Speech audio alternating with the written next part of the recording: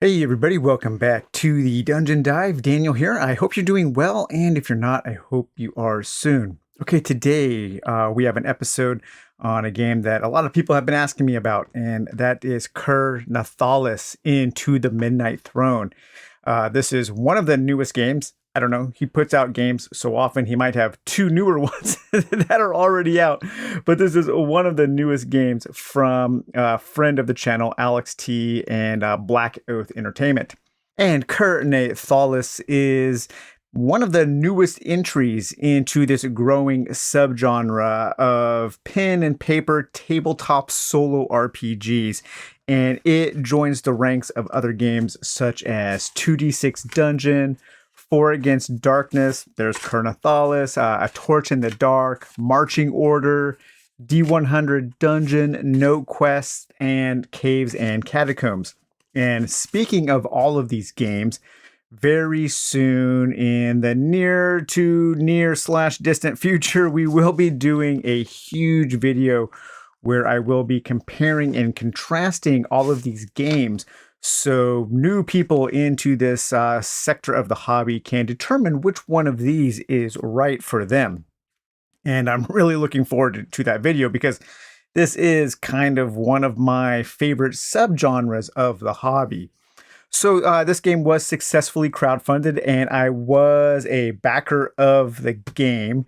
And I did buy the book from DriveThruRPG as well as the newest expansion, or the only expansion right now. That is the first issue of the Valerian Codex. And this is the official Ker Nethalas zine. So we'll take a look at that in a little bit as well.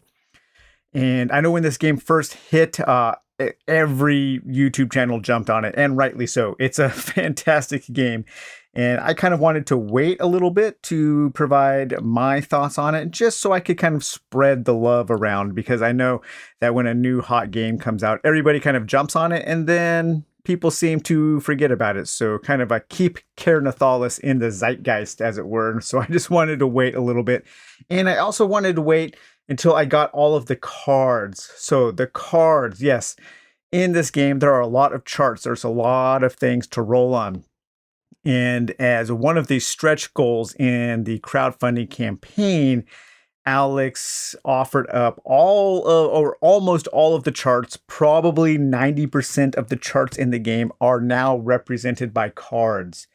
So it almost has a board game-like feel if you play with the cards, at least a little bit. And I wanted to wait to get all of the cards until I did my video. And I will say thank you to Alex. Alex actually provided the Dungeon Dive with a set of cards for this video. So we'll kind of look at the cards as well as the game.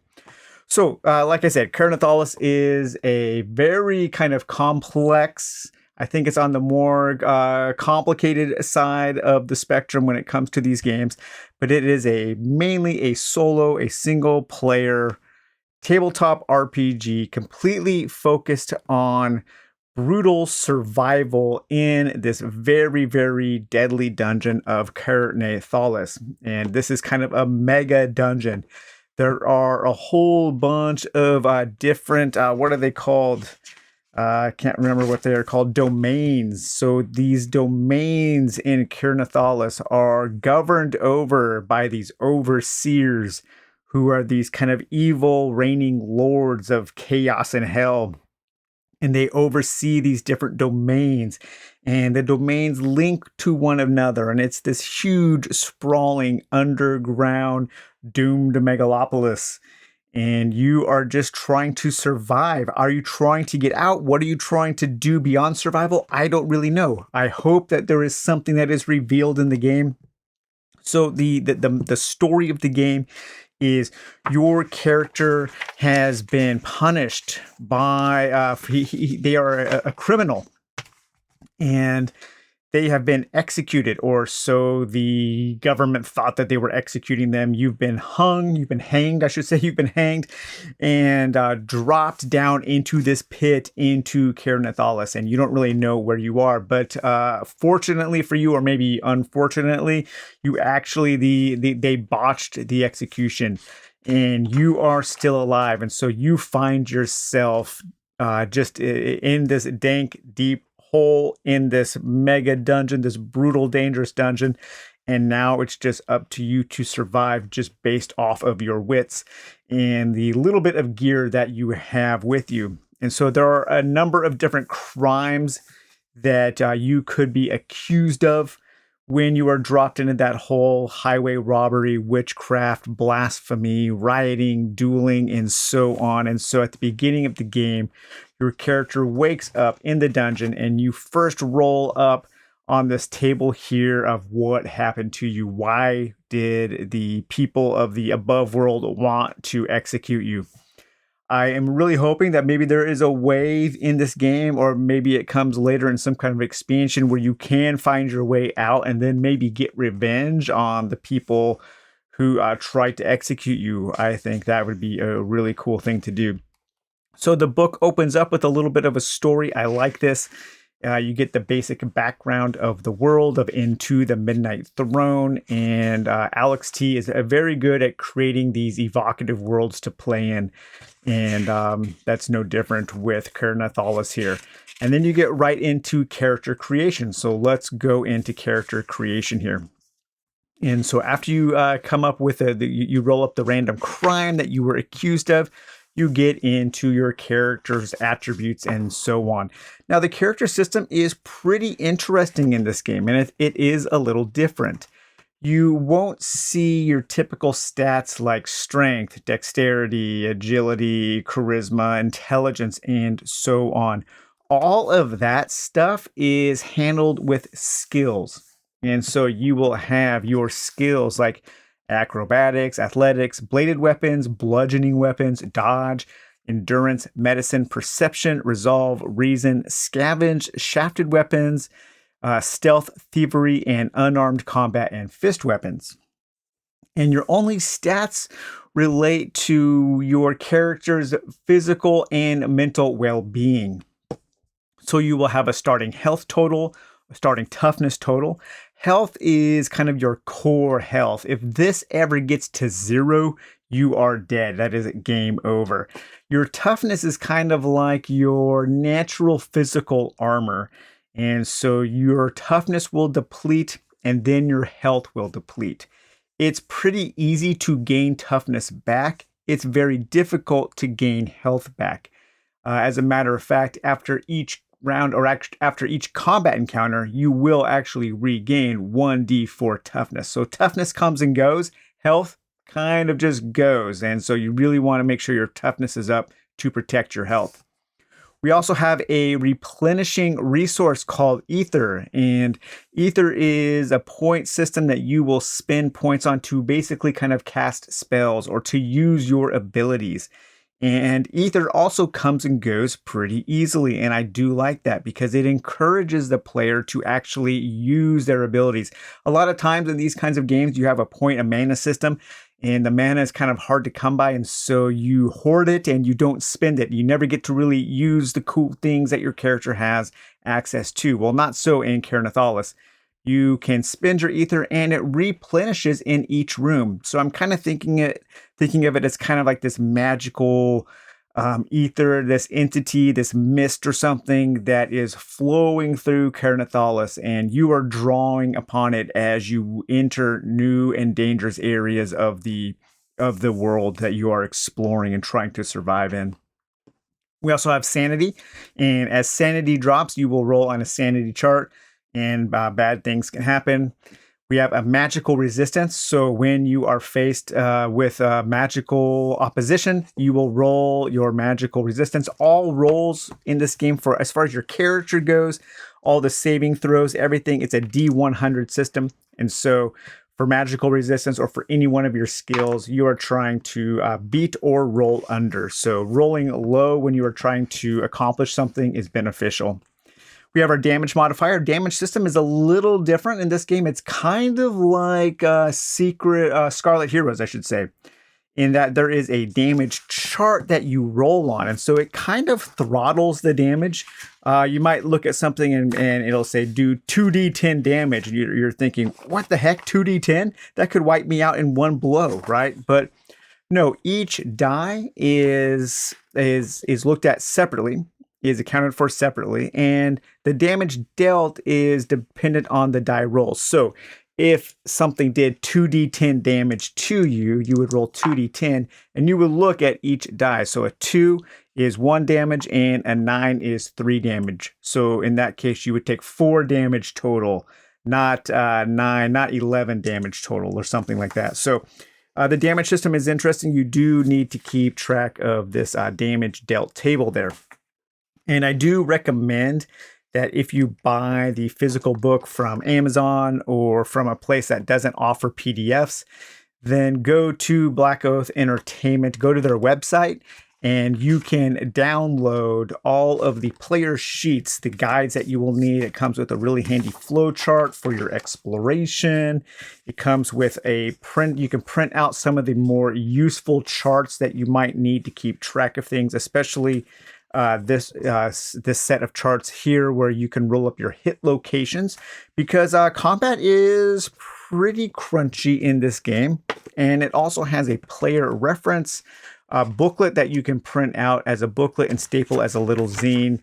And you can reference a lot of the core rules just in this little player reference manual. But yeah, so your skills are pretty typical. If you've played a D100 system, you'll get it pretty quickly. The number in the parentheses here is the base number. And then when you create a character, you get to add a certain total to a certain number of your skills. You will add 60 to one of your weapon skills. So my character here is Sabato Lomax. He's a male. I am at level 1 right now. And so you have a 60 to 1 weapon skill. So I chose bludgeoning weapons.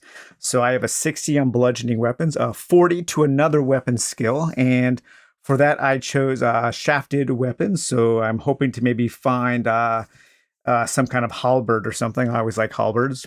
Now you get to add a 30 to 3 skills, a 20 to 3 skills, and a 10 to 4 skills. But you can't assign 2 different allotments to the same skill. And then you will get a detailed examination of what each one of those skills is used for. So I think if I was doing things differently with this character, I would maybe bump up my thievery a little bit more. Thievery is pretty important in unlocking doors and overcoming traps. And I only have a 10% chance to do either of those. I can always bash down doors, and I do have a crowbar that helps me bash down doors, but picking locks is something that's really important. So I'm hoping that I can find something eventually, some kind of maybe a magical item in the game that will allow me a better chance of unlocking doors. It is pretty easy to upgrade these skills, and it is an interesting system.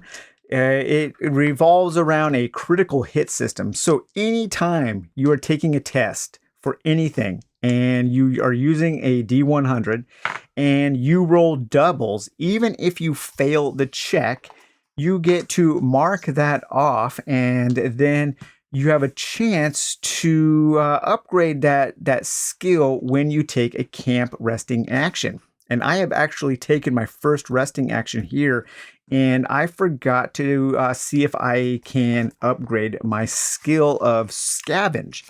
So I need to actually look up how to do that, and I will do that on camera so you guys can see what happens there. So let's look up camping.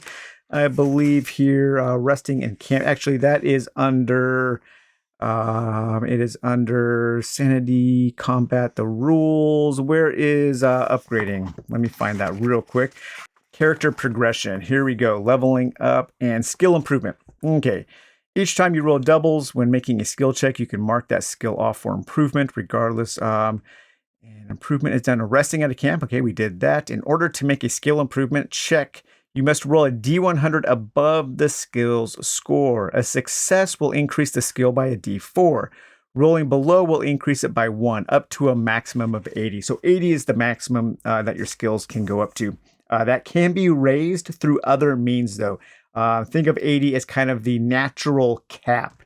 And then if you have magical things, or if you have other things that will add to that on a test-by-test basis, then those can bump it up over 80.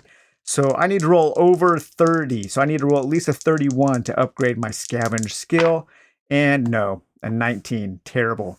But that does bump up to 1. So I will change that now to 31. All right, so a little bit of a bonus there, a little 1% bonus to my scavenge skill. But after you have chosen all of your skills, then we get into the really interesting part of character development. And I think this is a big kind of shining aspect of Ker Nethalas. And Blackoath games, Alex T's games, they always kind of have this one really interesting thing about the characters. I think something in Sacrifice, the really interesting thing was your kind of sentient weapon, your weapon that could level up, and your weapon gained experience points, and your weapon would learn new abilities. And so it kind of simulated this relationship between the warrior and his weapons. But in this game, it's all about masteries, and there are a whole mess of different masteries. And they are in alphabetical order. We have the Abyssal Reaver, the Arcanist, the Brawler, the Bulwark, the Duskblade, the Emissary, the Flame Master, the Frost Weaver, the Grave Caller, the Hexmancer, the Icon Caller, the Mindbender, the Ritualist, the Stormbrand, the Tracker, the Umbra Phantom, the Weapon Master, the Wraith Spawn, and the Zealot. And when you start your game, you get to choose 2 of those masteries. Now, there are 2 things about character development that I have some criticism on, and it's basically just kind of how the book is 1, organized, and 2, worded. And don't make the big mistake that I made in my first game. I completely handicapped my character by not really understanding the rules. So let's go over those 2 things really quickly, and then we'll get back to the masteries in detail. This is going to be a long video if you haven't realized that yet. So at the beginning of the game, when you're creating your character, you get 2 ability points, and you must spend each one of them on a different mastery. Okay, to me, that sounds like you are spending one of those ability points just to unlock the certain masteries. So if you wanted to be an Abyssal Reaver, you would spend one of those ability points. And if you wanted to be an Arcanist, you would spend another ability point. Okay. But then when we get back here into the character progression, where was that again? I need to find that. See, I think character progression should actually be in the character rule. Oh, it is. Okay. Page 60. There we go. Found it. It's at the end of the mastery section. Okay, so at the end of mastery section, character progression. Then it says here that each time you level up, you also earn 1 ability point. Okay, so from character creation, it sounded to me like ability points were used to unlock masteries. But this says, which you can spend on any of the abilities that are available from your mastery trees. You must start at the top. So to me, that made it sound like at the beginning of the game, you were spending 1 ability point just to unlock the mastery, and you would get its passive ability, but you had to wait until you leveled up to start on tier 1, because each one of these masteries has 5 different powers associated with it, ranging from tier 1 to tier 5. But that's not the case. When you unlock your ability at the beginning of the game, you also get your first tier power for each one of those masteries. So a new character will have 2 masteries, and they will have access to both the passive abilities of that mastery and both of the tier 1 abilities for each mastery. Also, if you get done with this section and you've picked your masteries, and you turn the page past character progression, and you get into the rules, and you're thinking, wait a second, what kind of gear does my character start with? Do I start with any armor? Do I start with a weapon? The little story at the beginning says that you are just wearing the rags that they executed you in, and you kind of have nothing. And so my first character, I started playing with absolutely nothing. I thought, wow, this is really brutal. I don't even have a basic weapon. I only have a 20% chance to hit with my with my fist. I don't have a torch, and if you don't even have a torch, then you are at a huge penalty just from exploring. You don't have any kind of rations or anything. You are really at the end of your rope when you start this game. And man, it was brutal. I was dying left and right, and I couldn't find anywhere. I was looking in the items section. I kept looking back through the character section. And finally, if you are starting a new character, you turn all the way to the last 4 pages of the manual, and you go into here on page 223. So you almost 200 pages after character creation, you get into stepping into the darkness. And this is a little tutorial. And if you play through this tutorial, you will find your starting gear. It's kind of like the Undead Asylum in Dark Souls 1. And when you choose your character and you play through the Undead Asylum, you get your starting weapon, you get some gear, and you get a few things to help you on your way. But if you turn to the very, very last page of the manual, 226 here before the index of tables, then you get here into further runs where if you just want to start a new character right away and start exploring without playing through the tutorial, then you get a weapon of your choosing. You get 1 random armor from the random table. You get 1 torch, D10 cooking supplies, D10 plus 5 crafting supplies, which are very handy because you can use those to craft more torches. And let me tell you, you want to have enough torches on you at all times. And you get some money because there is the possibility of finding wandering merchants and traders within Ker Nethalas. So very, very important. I think there should be something just at the end of after you've chosen your mastery. And then it says, hey, if you want to play through the tutorial to complete your character creation, turn to the back of the book, page so-and-so. If you want to proceed right into the full game, then finish out your character by applying these items. Yeah, it was very, very frustrating at first. But my character, Sabato Lomax, his 2 masteries that I chose were an emissary and a bulwark. And so the emissary says here, so these are the cards. These cards, I think, this set of cards, the mastery cards, are for me really important because you get a deck of cards that has all of the various masteries. And the mastery will have the little story about your mastery, the little background about your mastery, and it'll have the rules for your passive abilities. So you can always keep those handy in a hand of cards, and you don't have to write a whole bunch of information on your character sheet. And also, the mastery deck also has a card for every single ability in those 5 tiers for each mastery.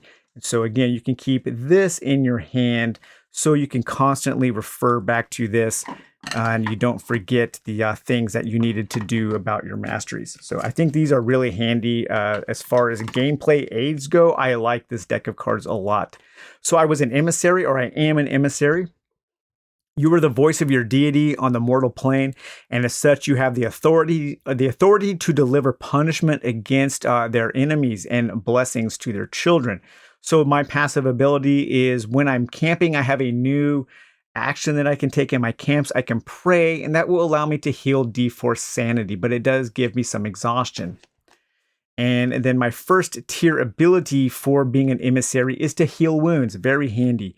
And most of the actions or most of the abilities you can only do in combat. And so it takes a standard action. And a standard action is something you do in combat.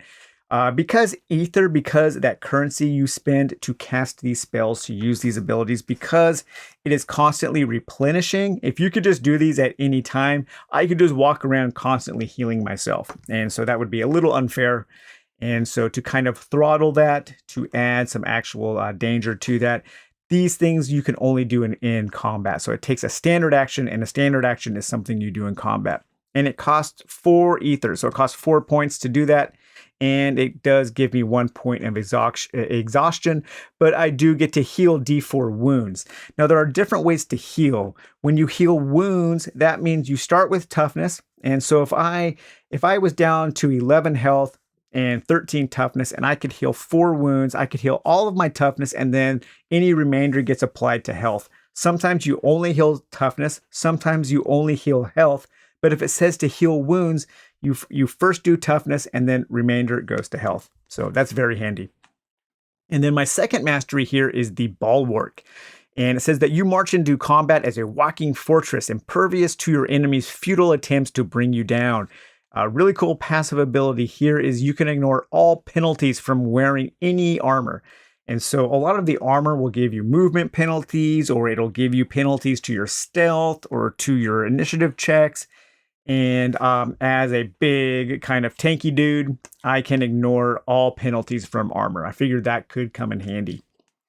And my first ability is called Brace, and that will cost 2 ether to cast. It is a reaction. And so when the enemy is about to attack me before they do their roll, I can see the strike coming and ready for it. Reduce any incoming damage by D6.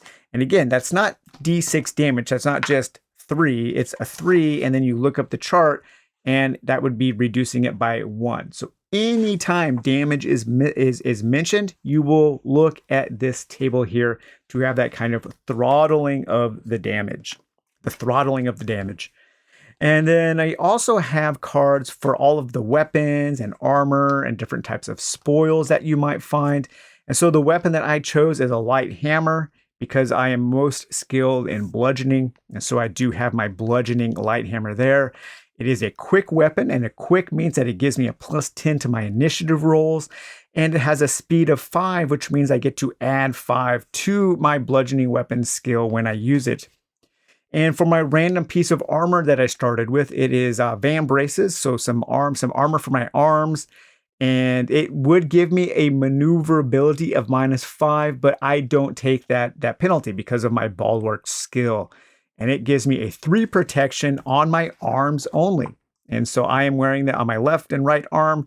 And so if I ever get attacked and I get attacked in my left and right arm, which is humanoid here, left arm, right arm, I have my Van Braces and I can prevent damage. So hit locations is very important in this game.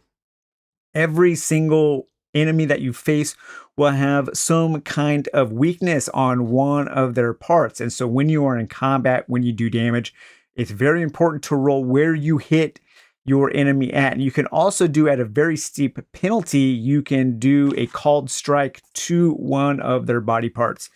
So again, combat is a little on the crunchy side. It kind of pushes right up to my threshold of what I look for in combat. In the new expansion, in the first issue of Valorian Codex, there are some simplified rules from combat if you want to speed things up. And so I think you could do a mix and match of those as you face off against the enemies. You might get a little bit bored of facing off against one of the enemies over and over again. I don't know if that happens because there are a lot of enemies to fight against. There's a huge deck of enemies to fight against and all kinds of different enemies that you might face off against. And so, but you could probably mix and match. Using the simplified rules does strip out a lot of the theme and things that might happen that are interesting during combat. There is one more criticism I have about character progression, and that is another really important part of character progression, or character creation, I should say, that is in a completely different section. And that is the personal goals. And so again, that's on 112. That's in the exploring section. I really think that the personal goals should actually come before you choose your masteries, because it will give you some really good ideas of how you might want to build your character depending on the personal goals that you take. So personal goals are kind of like achievements that your character can work towards. And at the beginning of the game, you can choose 2, and you will always have 2. And you can keep track of those on your character sheet here. Where is my personal goals? Personal goals. The Overseer, Overthrown, and Relic Hunter. So the first one I chose was suggested by the book, and that is the first one. It is called the Overseer, Overthrown. So here we have all of our personal goals here. And if you look at that here, we have to defeat an Overseer. And so again, an Overseer is the boss of the domain that you are currently in. And one of the things you're trying to do while you are exploring the dungeon is you're trying to locate the Overseer's lair. Once you locate the lair, that doesn't immediately trigger that final conflict with that boss.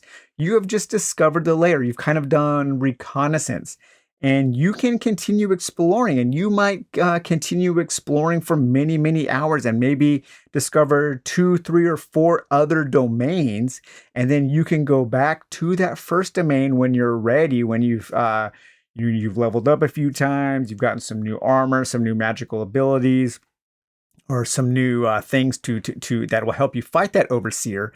And then you can go back and challenge that overseer to a big boss fight. And when you defeat your first overseer, you obtain an amulet. And an amulet will allow you to actually unlock a third mastery. So then you will have 3 different masteries on your character.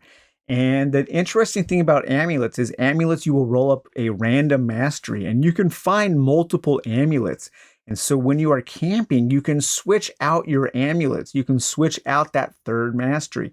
That is super cool because you might find one mastery is better in one domain and another mastery is better for another domain. And so if you have those 2 amulets, then you have the opportunity to kind of shape your character so that your character is strong against whatever the challenge at hand is. I really do like that system a lot. And there are a whole bunch of different personal goals. But I really think this should be in the character creation section because it is a fundamentally important part of your character. So you can do a certain amount of acid damage and you can gain acid damage reduction. You can be the Astral Bane, defeat 100 astral opponents. And then you triple the damage dealt with critical hits against astral opponents. You can become the Demon Bane, defeat 100 demon opponents. You can become a Hoarder, obtain 10,000 coins. You can become a Holy Damage expert. You can be a Piercing Damage expert. You can be a Thrill Seeker or a Trap Buster. So there are all kinds of different personal goals that you can undertake. And this will just kind of give you some cool character direction to go in while you are playing, things to direct your attention, things to focus your attention on. And then once you accomplish those things, you get a cool mechanical award for those. And so that does cover a lot of the character creation. And the character sheet is pretty complex, so you definitely will want to download the official one from the website. So we have one page here that has all of our kind of abilities and stuff on there. And then we have our gear sheet here. So you can keep things in your main hand, your offhand. If you find a belt, you can keep things slotted in a belt there. You can have a helmet, armor, gloves, boots, amulet, rings. My armor right now are my van braces on my arms. And the van braces have a dexterity of D10. And so there are a lot of things in this game that use a usage die. And I do like that system. The integrity for armor, anytime that armor gets hit in combat, you will roll their integrity die. And that's a D10. If you roll a 1 or a 2, it drops down to the next lowest die. So that would go down to a D8, then a D6, then a D4. If you ever roll a 1 or 2 on a D4, that armor is damaged. You can repair your armor while taking a certain action in the camp and using a certain number of resources. We also have health here. We have our supplies. We have crafting supplies and cooking supplies and rations. Crafting supplies you can use to repair your armor. You can use it to craft torches and so on. Cooking supplies, you can use cooking supplies to cook rations. Rations can be used. You can eat a ration at any time to recover 1 point of exhaustion. And you also need rations just to camp. We have a place for our armor and our gear. We can hold 10 items. Then we can also find pouches where we can hold more items. We can find a backpack where we can find items and a belt where we can hold items as well. So a really pretty complex itemization system. And then we also have here, we have our other usage dies, and that will be a tension die and a layer die. We'll go over those in just a minute. Here we have our active growing darkness events. As the tension ramps up, if your tension die ever fails at a D4, then you have a growing darkness event, kind of like Shadows of Brimstone. They're also called growing darkness there. And those are persistent bad things that you will have to deal with until that overseer is destroyed. And we also have the overseer influence. So let's kind of get into the dungeon crawling part of the game now. When you first enter your first room, the first thing you will do is you will determine who the overseer is for that domain and what their influence is. Now, all of these cards that I'm going to show you today, all of these are represented in the book. They are 100% not needed. But you guys know that I love decks of cards. It's my favorite tool in any kind of game. And so I wanted to have the cards to play. And so at the beginning of the game, you will draw one overseer and one overseer influence, and that is the overseer and his or her or its power within their domain. Now, most of the cards, I think, have a good amount of text, and it's pretty easy to read. The font's not too small. There are two decks of cards where I think it is a little bit of an issue, and those are both in the bestiary, in the overseer and the regular combatants. The text is very small, and I understand there's a lot to cram on these pages. And same as in the regular bestiary, it's not quite as bad as the overseer deck. But I would love the option to be able to buy both of these decks in tarot card size. I don't know if that's possible through DriveThru, but I think that would be very handy. However, what's really cool is even though this text is small and you can use this deck of cards if you need to, at the bottom, every single card on the bottom of the card has the page number listed that corresponds to the page number in the manual, in the book. That is so handy. That's so thoughtful. That is very, very thoughtful game design, and I love that. So if you can't read this, you don't have a magnifying glass, or your eyesight is too bad, just look at this page here, 166 to 167. That is in the manual, and that is also true about the bestiary, about all of the monsters that you will be facing. And this game has a fantastic bestiary. That is another thing that Alex T is really good at, is coming up with cool creatures to fight that have interesting actions and interesting things that they will do to the players. So I'm very, very pleased with the bestiary in this game. But knowing who the boss is, knowing who the leader, the overseer of your domain is interesting, because it gives you a little bit of a clue. You can kind of read about the boss of the domain. You can read about the overseer and maybe work towards your ability to defeat them. So my first domain that I am exploring here, the fleshy giant, is the overseer. They are undead. They will have an awareness of 30, a endurance of 60, an athletics of 80, and a health. They have 10 health points. They do have a level adaptation. Every creature in the game will have a level adaptation. So they will get more powerful as you hit level 5, and then again, they will get more powerful as you hit level 10. Your hit location. So they are a humanoid, and their critical hit location is their head. All humanoids have a critical hit location of their head. The spoils tell you what you get when you defeat them. So one roll on the valuable table and one roll on the precious table. And then here it has a D6 actions. And when they attack you, this is what they will do to you. Now, the fleshy giant in this domain, the influence is that all enemies are more alert. So every single enemy in this domain has a plus 20 to their awareness. And awareness is used to determine initiative in combat. When you come across an enemy, you will do a compared roll where you will roll for your perception versus the enemy's awareness. So let's say the enemy's awareness was 10. Well, they would get a plus 20 for this, so 30. My perception is 50. So we're both trying to roll under. If we both roll under, whoever rolls the highest wins.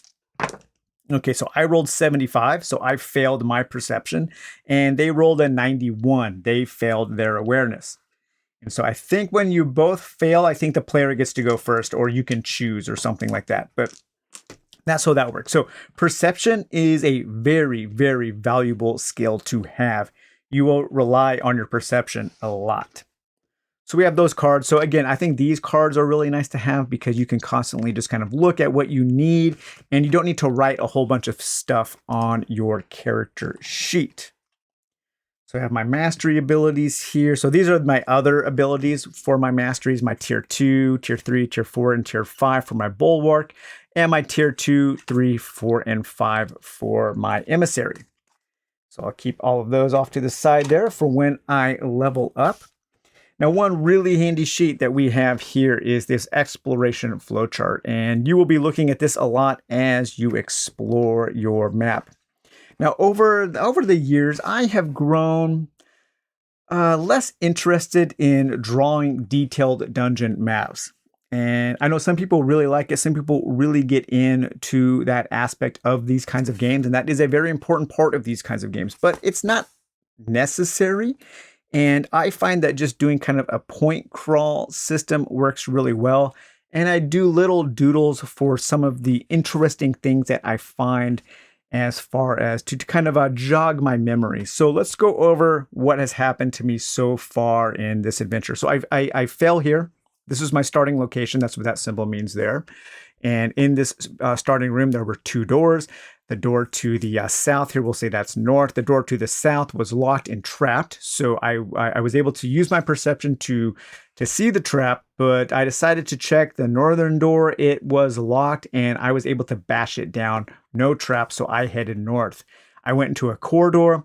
I went into this room here. I searched it. I scavenged that room. That door was locked also, but I was able to bash it. When you bash down doors, you do need to check your tension to see if you have attracted any unwanted attention from your tension failing. And I went into this room here and I was able to scavenge it. This room had 3 additional exits. I checked this door here. It was not locked. So I went down this corridor, or I went down this direction here, and I found a room full of these statues of sorrow, and I drew the little statue there. I noticed some kind of puzzle contraption on one of the statues. I was able to figure out how to open it using, I think it was a reason test, and my reason was only 10%, and I rolled like a 7 or something. So I really lucked out there. But I was able to open it and I found a whole bunch of coins. I found something like 200 coins. Oh no, I found like 80 coins or something. So that was pretty cool. And then I went through 2 corridor sections here. And then I finally went into this room here with a cursed oracle. And I think in this corridor, I was chased by the undead. And they chased me into this room. And this room ended up being a dead end. And because they chased me, I had to drop my torch. And so I dropped my torch and then I barricaded myself in this room here. And because I had that was my last torch, I decided to set up camp here. And so I set up camp here and I have crafted some more torches and rested a little bit. And so this is where I am now. And so as you are exploring, you can roll up your random rooms. So here we have all of our different rooms and our corridors and rooms. If you have the cards, you can just draw them. And so these are all of the places that I have explored so far. This room, that's a corridor, room, corridor, and room. And so instead of drawing all of these complex shapes with their doors and everything, I'm just using points on this map to show where I am in the dungeon. Now, using the cards does change the dynamic of the game a little bit because if you really wanted it to be random like a table, every time you drew one of these map cards, you should actually shuffle that back into the map deck. So you always have the same chance of drawing the same room or the same corridor like you would on a table. But I am drawing these out, and then at the beginning of each session, any card that I've drawn out, I am adding back in. So I'm considering this kind of a new session. So I will mix the cards that I've already done back in. The maps aren't really that important.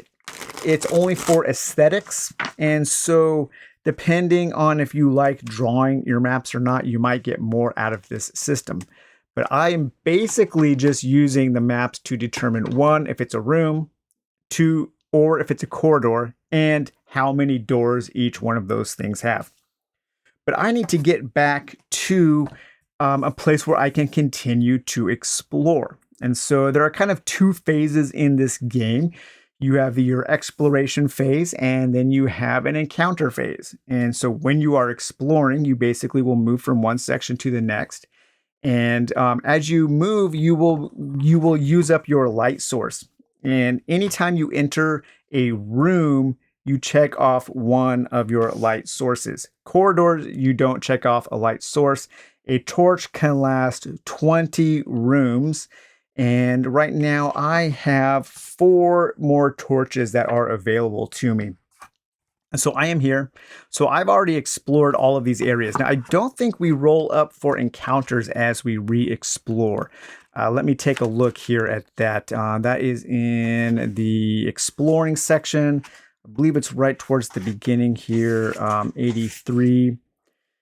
Let's see here. Retracing your steps. If for some reason you need or want to go back to an area of the domain you've already explored, passing through already cleared rooms and corridors, you can do so. You must still roll the tension die each time you enter a room or corridor, and your light source will be spent as usual, but you don't need to check for combat encounters or roll on the events table. Okay, so right now my tension die is at a D6. I started at a D8, but right now it's at a D6. So I need to check the tension die every time I enter a new section. Okay, so let's go ahead and do that as we move back. So we move to this corridor. I'll check that. On a 1 or 2, it drops. A 6, nope. That corridor there. Okay, 2. So now it is down to a D4. Okay, so I'm down to a D4. I will mark that on my sheet there. Okay, so D4. And now we're in this section. So if it hits a 1 or a 2, there's going to be growing darkness. A 3. Nope. Okay, so this section here. A 3. Okay, luckily. So I will have a growing darkness very soon, though. That's a 50-50% chance. So now I'm in this section here. There I have 2 doors. I have one to the north and one to the east here. I think I'm going to explore to the east. So I need to determine if that is locked or not. And so here I can look at my exploration sheet. I already know that there is a door. So I check to see if it's locked. On a D20, that is a 12 or higher. All right, so let's take my D20, 12 or higher. It is a 6, so it is not locked. Okay, so the door isn't locked, but it could still be trapped. And I have chosen to try to open that door. So now I need to see if it is trapped. And you roll if it's 7 or higher, it's trapped. And a 3. Okay, so not locked, not trapped. So we can easily go into this next area. And I will draw the top of my map card. And it is a room with 3 additional exits. So I will just draw this here, like 1. And then I have 3 doors. Okay, so what is in this room? It is a room. And we can generate a description. So we have room descriptions and we have corridor descriptions. And each one of those has a table or a deck of cards. These are purely aesthetic, purely cosmetic. None of these descriptions have any kind of gameplay relevance. And I have discovered some of these because of these statues and this cursed oracle. So I will give these a shuffle. And because these are optional, I decided to add a little house rule that randomizes whether or not I draw one of these. The first house rule is if I ever come to a dead end, then I will have a room or corridor description. And also on a roll of a 1 on a D6. So let me see if this room has a description or not, or if it is nondescript. And a 6. So this room is nondescript. It's just a large room with 4 exits. And now I need to do the tension check. All right, so it is a D4. So again, on a 1 or a 2, we will have some growing darkness. A 4. Oh man, we've gotten really lucky on that roll there. Okay, so now I need to see if this is the layer of the overseer. And my layer die is still at a D12. And so if I roll a 1 or a 2, that drops to a D10, D8, D6, and then D4. And on a 1 or a 2 on a D4, I have discovered the layer of the overseer. So am I getting closer to the overseer? 2, yes, I am. Excellent. Okay, so now my next layer check will be on a D10. Okay, so I am hot on the trail of the overseer, of the fleshy giant. I wonder if the overseer, there's the fleshy giant have a have a picture here, because some of the art in this game is really good. Let's see here, 164. Yeah, so each of the overseers does have some art associated with it, I believe here. The overseers, here we go. The internal tormentor.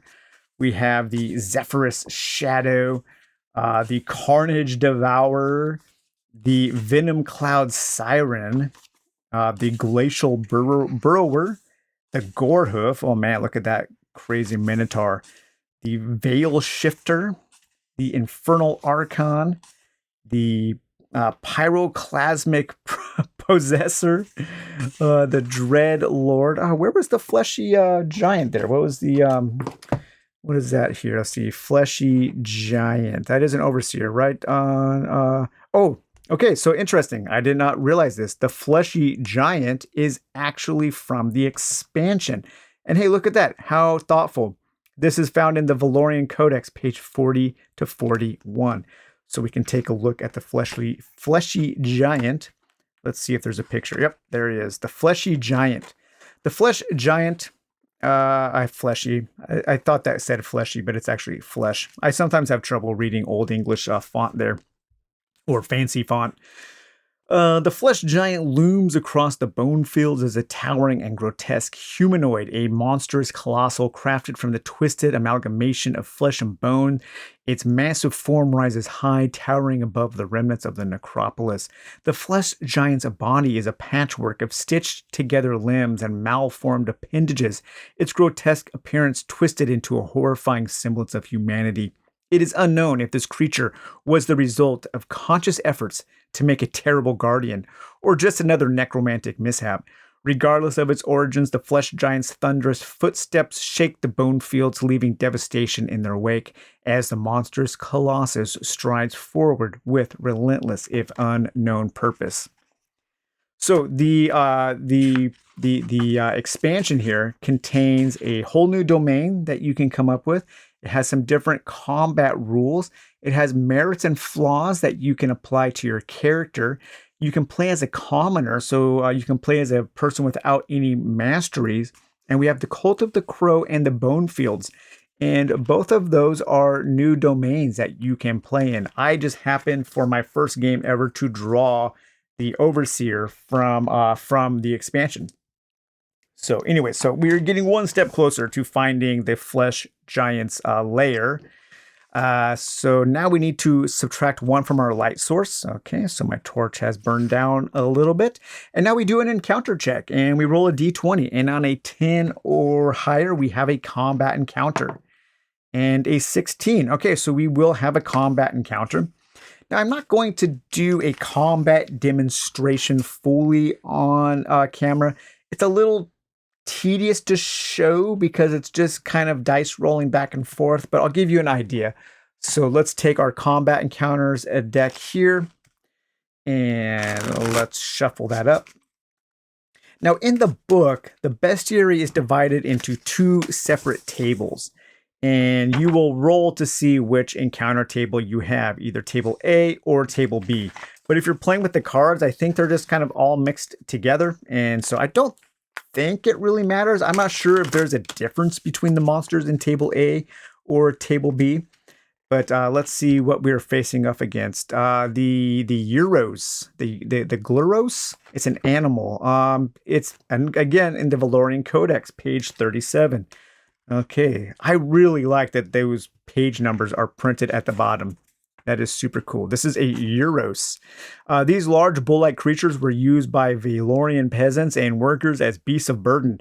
Those remaining in Ker Nethalas have since been corrupted by the ever-present necrotic energies, becoming fierce creatures with long spear-like horns and heavy hooves capable of grinding even rock to dust. They are lonely creatures roaming the wider regions of the necropolis, searching for lichen and other plant life to feed on. Despite not being predators, they are highly aggressive and immediately attack any creatures in the vicinity. So I'm getting close to their precious lichen, their moss, and they want to protect it. And so they are going to charge at me, or it is going to charge at me. So it has an awareness of 60. That is really high, especially because of the domain here, which gives them a plus 20. So their awareness is 80. Ouch. Okay, so this is the enemy D100, and this is my D100 here, the dark color, and my perception is 50, and theirs is 80. Right? Was that right? 20 plus awareness is 60. Yeah, wow, that's really high. Okay, and they failed a 98. Excellent. Okay, so they failed their awareness, and my perception is 50, and I rolled a 44. So that's a double. That's a crit. So I get to mark my perception for possibly updating that, for possibly leveling that up on the next time I camp. And now we are in combat, and now it is my turn to act first. I did want to highlight this sheet here. 2 sheets, actually. I haven't cut. I'm thinking about cutting these out and laminating them. But this is made by the Lone Adventurer and their YouTube channel. And he has posted these in the description of the second episode of his Ker Nethalas playthrough. And this is a really handy kind of chart for going through the steps of combat, because there is quite a bit to the combat in this game. So let's just take a little look at this. So you roll for initiative, and we did that, and now it's the main combat phase. He uses a little cube there to keep track of whose turn it is. I'll keep mine there. So it is the player's turn. And so we can do a standard attack, we can use an ability, we can flee, or we can do kind of a standard action. If we have a critical, is a doubles below the skill level, and we will add some things to our bonus. So let's take a look at what we have here. I'm going to use my light hammer, and my light hammer is a bludgeoning weapon. So let's take a look at my light hammer here. Light hammer. Okay, so it has a speed of 5, so I get to add 5. So my bludgeoning weapon is actually at 65. Now it is quick too, and I also would add a plus 10 to my initiative. So my initiative roll, my perception was actually at 60. So this weapon is really fast, and it does help me. And let's take a look at the Urus here. It's a quadruped, and its critical hit spot is its head. Spoils is from the resource deck. It has 6 health. It has a trait of being alert. I don't know what alert means. Do I have that in here? I believe that the traits are in here. Let me find that. Let's see here. Alert. I've only done 1 combat in my game so far. I've been really, I guess, lucky on my combat rolls, where I haven't had to fight a lot of things. It's been kind of just about exploration. But let me try to find alert here. This creature cannot be surprised in any way. Okay, very cool. We don't need to worry about that. We're not surprising them. I'm not trying to sneak up on it. Its combat skill is 40. Its magic resistance is 30. And it has 1 point of armor on its body. Okay, so I'm going to do an attack. I'm going to do a standard action as my attack. Again, my bludgeoning weapon is at 60. I'm at plus 5, so that's 65. And the attacker also gets a plus 10. So right now I am at 75 for my skill. And we roll against its combat skill of a 40. Okay, so let's see here. So 75, I rolled a 65. Okay, and it rolled a 10. So it rolled under its combat. I rolled under my combat, thankfully, because of those bonuses, but I rolled higher. So I hit this creature with my light hammer. Now let's see where I hit this creature. We will take our chart here. It's a quadruped. We'll take a look at that. We will roll a d20 to see where we hit. And 15, we hit in the right front leg. Okay, it has no armor in the right front leg. So now we will do damage. All weapons, unless stated, do d6 damage, and we will consult the chart here. 1, we did 0 points of damage. However, I do have a plus 1, which that bumps me up to a 2, so that's 1 point of damage. Your damage modifier is applied to your single lowest damage die. I only have 1 damage die, so I rolled it. It's a 1. But I did 1 point of damage. And so the Uro here has 6 health, so it drops to 5. I should have a piece of scratch paper here to keep track of that. But that would go back and forth, and then when it attacks me, we take a look at what it does. So when it would attack me, I would roll a d6, and it would do this attack here, the Horn Charge. That's a physical, so we would do the same thing, the same types of d100 rolls against physical damage. And the Orus charges forward with its spear-like horns aimed at its target. It deals d8 plus 2 piercing damage, and the target must succeed on an athletics check or be knocked prone. Okay, so that would happen if they got hit, I believe. I'm a little unclear when the conditions happen. If the Uros completely misses, I've been playing that we don't do any of the condition checks. Alex, if you're watching all of this video, maybe you can let me know. Do those condition checks always happen, or are they only if you get hit? But basically, we would go back and forth with that combat. Now, let's take a really quick look at the very, very sped up, very simplified combat option that we have here. And that is the fast combat resolution here. And that is on page 14 of the expansion. So fast combat resolution.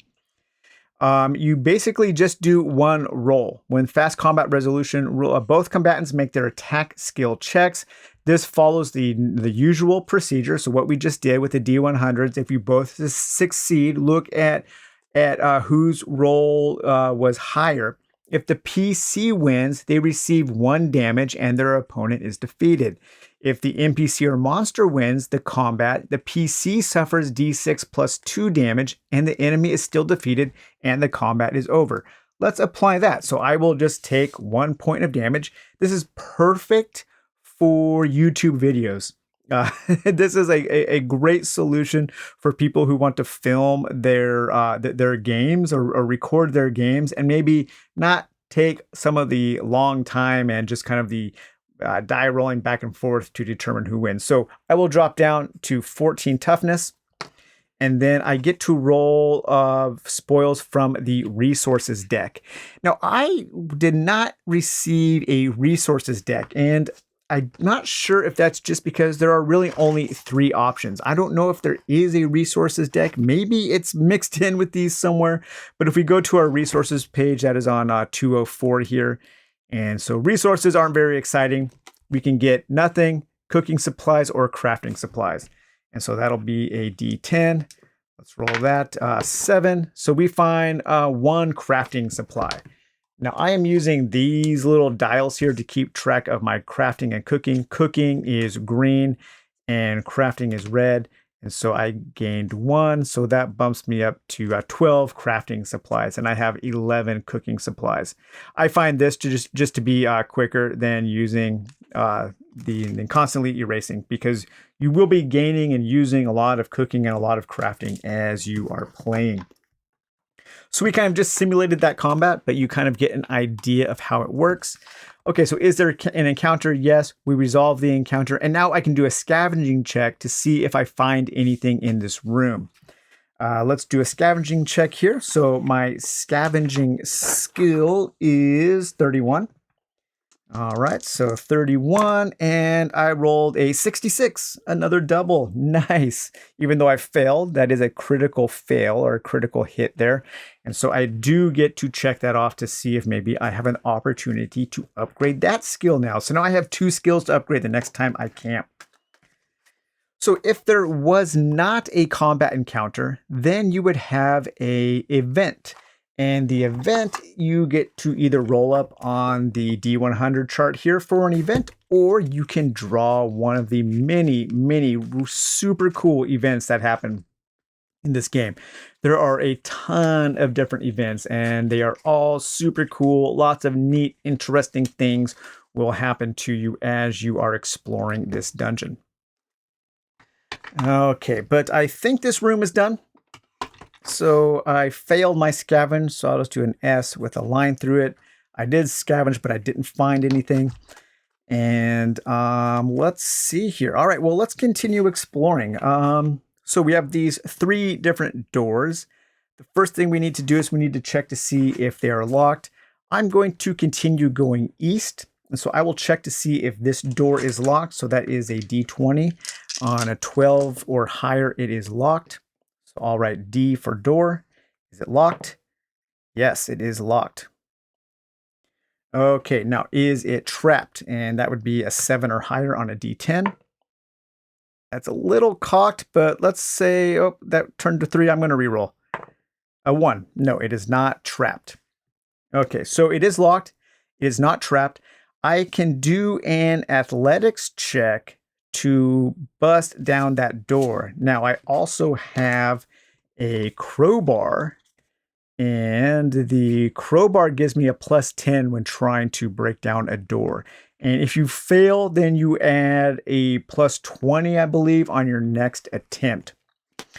So I am going to try to knock down this door here. And so that would give me a 35, right? Plus 10. So that would give me a 40% chance. Any bonuses or penalties apply to the skill, not to the die roll. So I have an athletics of 40 to bust down this door. And I rolled a 1. Nice. Okay, I bust down the door. However, because I made noise doing that, I do have to roll my tension die. And a 4. Man, I'm getting so lucky on that D4 roll. Okay, so I have bypassed this door. I will mark off the lock has been taken care of because it has been bashed down. My next location here is another room. It's a dead end. Okay, so I'll just draw a little connection here. And this is a dead end. There are no doors. And so I'm in this room here. Because it's a dead end, because of my house rule, I do draw a room description. So let's see what this room is like. Again, these are purely cosmetic. These are purely theme. If you wanted to get more into the role-playing aspect of this game, into the story, into maybe keeping a travel log, a journal, you could use these to help kind of connect the dots to figure out what is going on. There are also other things that you can find that are purely lore, and those are these lore books. So as you explore, as you get to find treasure, you might have the opportunity to find one of these lore books. And again, those are also in the book. Everything I'm showing in the cards is in the book. And these will just give you some lore. I'm hoping that this aspect of the game gets greatly expanded upon because I would love to discover more lore about Ker Nethalas, especially because I think Alex T is very good at coming up with this kind of stuff. But let's see what is in this room here. Sealed off for centuries. Okay, it was locked. Good. This room contains unspeakable horrors that were best left undisturbed. Maybe there's, a pile of dead bodies or something that were mutilated beyond almost all recognition. And so you could draw that, you could write that, you could determine what the unspeakable horrors of this room are, but we will just leave that unsaid. Better left unsaid. Okay, so I'm in this room. So the next thing I need to do is, it is a room. Okay, so we had the description. Let's do the tension check. All right, D4 again, and a 2. Okay, so now my tension goes back up to a D8. But I do need to figure out my growing darkness. So I will take my growing darkness deck here. And let's give that a shuffle, and then we'll draw one to see what kind of BS I'm going to have to deal with for the rest of this this domain here. An inhuman voice screams, whispers, and yells. Somehow you know that's an overseer. Roll on the overseer influence table. All opponents from this domain benefit from this result, but they also grant +10 XP. Oh, so now there's going to be an additional influence. And you know what I forgot to do is on our Uros, I forgot to see the XP that they grant. I think it's a standard XP. Let me look up experience points. Let's see, after fighting, how do you gain experience points? Let's see if I can find that. And this will maybe kind of show that the book kind of needs a good index. Maybe it's in character progression. Maybe that's where experience points is. Leveling up. Let's see. Here we go. Opening a locked door or container regardless of method, +10 XP. Oh my gosh, I haven't been keeping track of this.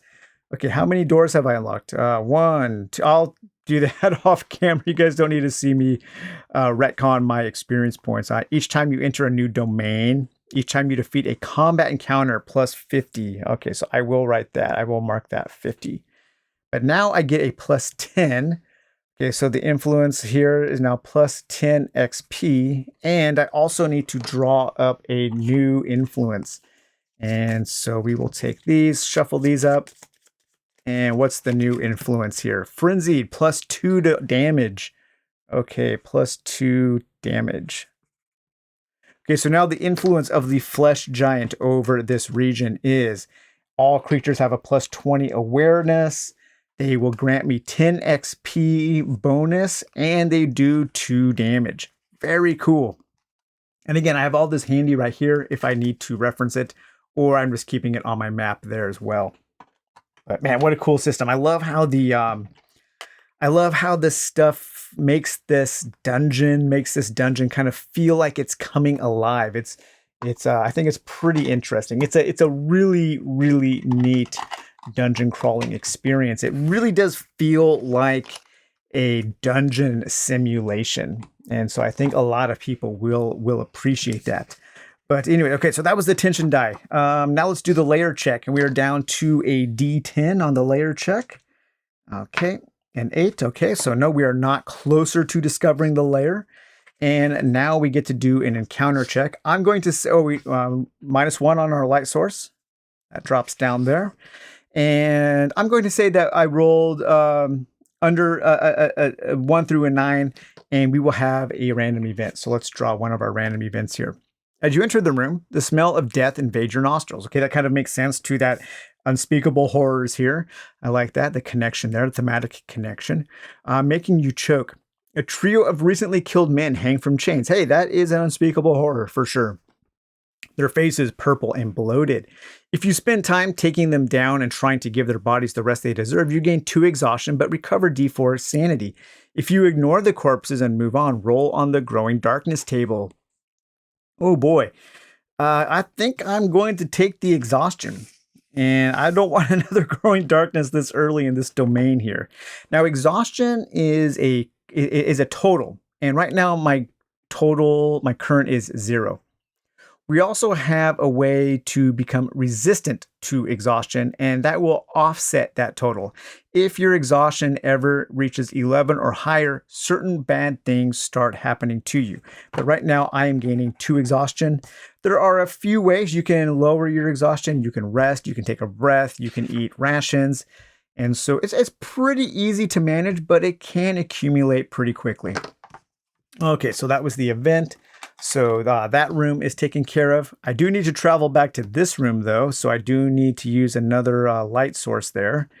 And let's check the door to the north here. Okay, is it locked? So on a 12 or higher, it is locked. 20. Yes, it is locked. Okay, and I'm trying to open it. Is it trapped? A 9. Yes, it is trapped also. Okay, so I need to see if I can perceive the trap on a perception roll of 50% there. 47, just barely. Okay, so I noticed the trap.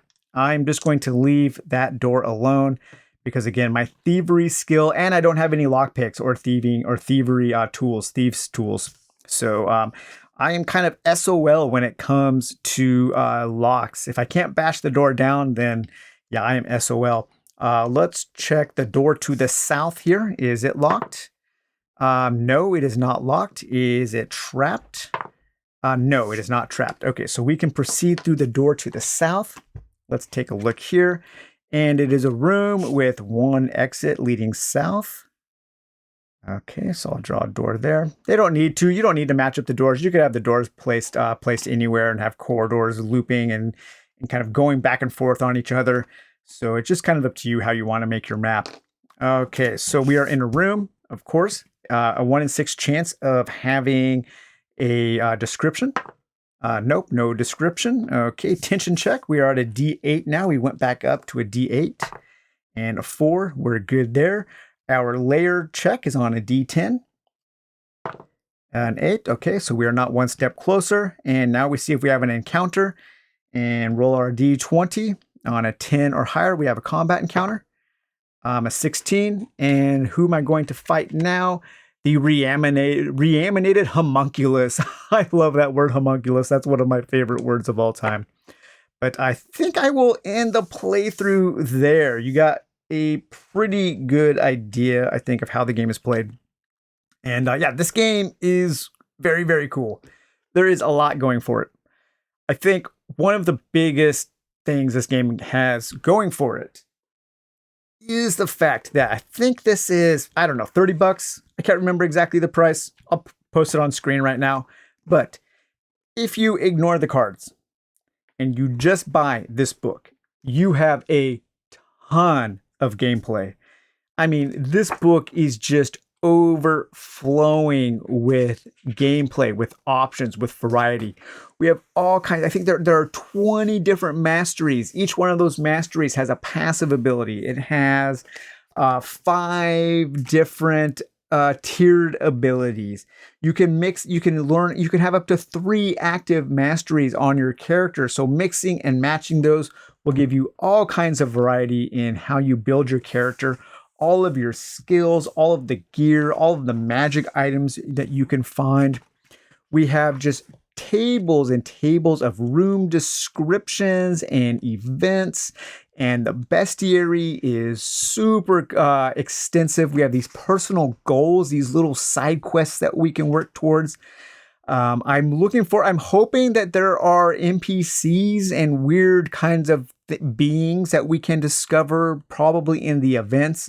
I don't know, maybe that could be an entire expansion of an NPC deck, an NPC table. Weird denizens of the Ker Nethalas that are left from some ancient time. They've been forgotten. These this species that time forgot down in this doomed megalopolis. But the overseers, the overseer influence, how that can change your dungeon, how the growing darkness, actually in Shadows of Brimstone, it's called Growing Dread, where you have darkness cards and Growing Dread. So here it's combined into Growing Darkness. But yeah, so all of those, how those can change your domain. I like how the world is open. You know, you can go from one domain to the next. You don't need to solve one domain. You don't need to do one level and then go down to the next level and so on. It's just this big, sprawling metropolis of this labyrinthine metropolis. And when you discover the Overseer, you don't need to fight them right away. You've just found where they are. And you can go out and continue to level up and continue to discover things. There are a number of different traps, and the traps will have different ways to overcome them. There is a ton of loot, so we have all of our spoils. These are all of like the mundane things that you can find. We have stacks of armor and different fragments. These are kind of like little magical spells that you can find. All of these relics. So I'm a relic hunter, so one of the things I need to do is try to find one of these relics. And these are super powerful items that can greatly shape your character's development and how you want to play your character.